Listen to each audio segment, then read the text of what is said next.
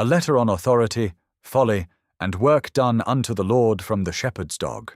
My friends, I urge you to hear this and to receive it with understanding. When you find yourself placed under foolish authority in your place of work, do not conclude that God has abandoned order. For there is no authority except that which God permits, Romans 13:1, and such seasons are allowed not to excuse the folly of leaders, but to form the hearts of those who must walk beneath them.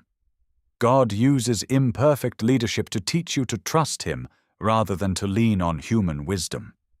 Therefore do not despise the one set above you, nor join in the quiet speech of those who complain behind his back.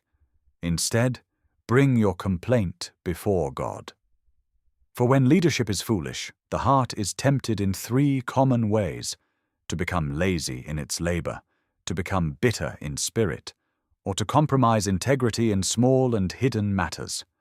Yet these temptations, if entertained, do more harm to your soul than the injustice you endure ever could. There is no greater fool than the one who calls another a fool. Many name folly not because they love wisdom, but because their pride has been wounded by disagreement.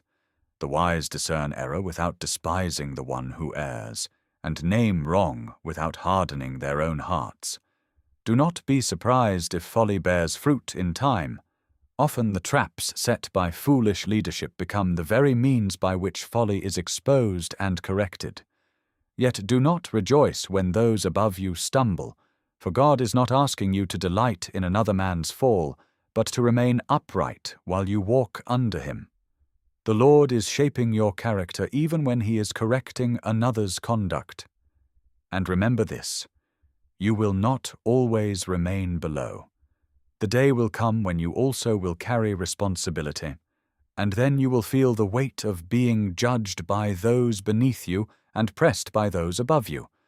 Therefore learn humility and patience while you are under authority, for leadership will one day reveal what submission did not heal. Do not use foolish leadership as an excuse for laziness in your work, nor injustice as a justification for bitterness in your heart, nor poor oversight as permission to cut corners and lose integrity.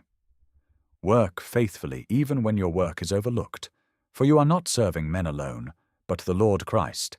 Colossians 3:23-24. You will also find that in many places the diligent and the lazy are measured by the same standard, and the faithful worker is often counted foolish by those who love ease. In such an environment, do not measure your obedience by fairness, but by faithfulness. Remember this: it is not what you gain from your labor that forms you most deeply, but what you become through faithful labor. If you labor in bitterness, you become bitter. If you labor with integrity, you become steadfast. Even under foolish leadership, your soul is being shaped by how you work. So then, when the system is unjust and leadership is unwise, do not give your heart to resentment or your mouth to complaint. Do as Daniel did: withdraw from the noise, bend the knee, and bring your cause before God. Daniel 6:10.